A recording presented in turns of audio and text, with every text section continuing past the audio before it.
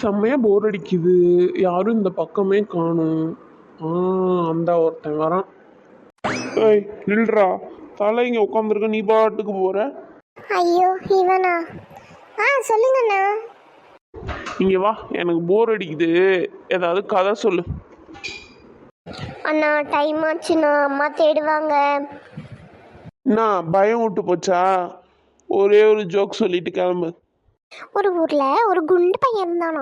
அந்த பையன் சரி வெயிட் செக் பண்ணலாம் அப்படின்னு சொல்லி வெயிட் மிஷின் மேலே ஏறி நின்னானா. அப்போது வெயிட் மிஷின் அவனுக்கு ஒரு கார்டு கொடுத்துச்சான். அந்த கார்டில் பார்த்தாக்கா வெயிட்டே இல்லையாம்.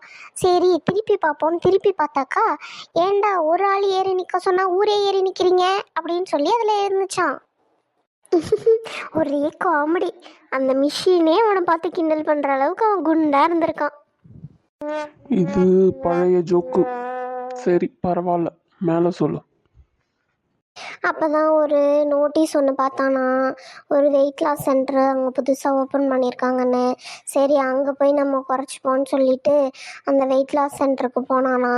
அங்கே போனோடனே 2 ஸ்கீம் வச்சுருந்தாங்களாம். கோல்டு ஒன்று, டைமண்ட் ஒன்று. அப்போது இவன் கோல்டு ஸ்கீமை செலக்ட் பண்ணுறான். அங்கேருந்து ஒரு பொண்ணு சார் வாங்க சார் அப்படின்னு சொல்லி கூட்டிகிட்டு போய் ஒரு கதவை திறந்து உள்ளே விட்டுறது. இவன் திரும்பி பார்த்தா ஒரே கிரவுண்டாக இருக்குது, பின்னாடி ஒன்றுமே இல்லை. என்னடா இது வெட்ட வெளியில் கொண்டாந்து விட்டுட்டானுங்க அப்படின்னு யோசிச்சுட்டே இருக்கும்போது திடீர்னு ஒரு கதவு திறக்கும்போது மைக்கில் அனௌன்ஸ் பண்ணுறாங்க, அந்த குதிரைக்கிட்ட தான் உன்னோடைய தங்கம் இருக்குது.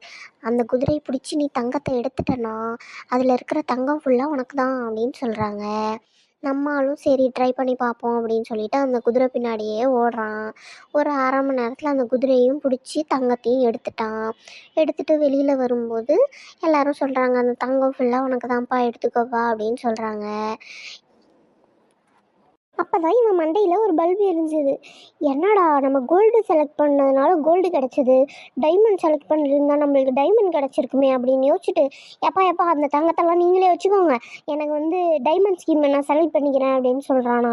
உடனே அங்கே இருந்தவங்களும் அந்த கோல்டெல்லாம் வாங்கிக்கிட்டு சரி இவனுக்கு டைமண்ட் ஸ்கீமை கொடுத்துருவோன்னு சொல்லிட்டு இன்னொரு ரூமுக்கு கூட்டிகிட்டு போய் கதவு திறந்து உள்ளே விட்டுறாங்க. அதே மாதிரி அங்கேயும் கிரவுண்டாக இருக்கிறதும் இவனு பார்க்குறான் சுற்றி முற்றி. ரொம்ப நேரம் ஆச்சு, என்னடா இன்னும் குதிரையை காணோன்னு ஆவலாக பார்த்துக்கிட்டு இருக்கோம்.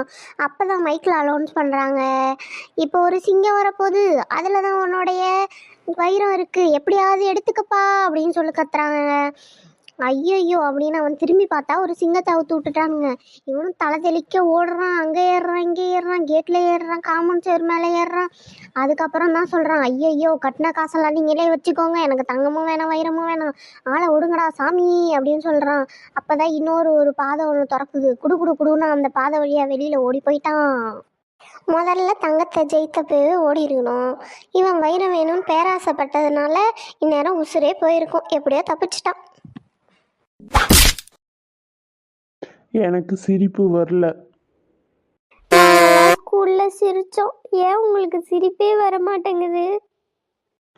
சரி இன்னைக்கு போய் தொலை, நாளைக்கு நல்லா சூப்பராக ஃப்ரெஷ்ஷாக ஒரு ஜோக்கு, நல்லா கலன்னு சிரிக்கணும், புரியுதா?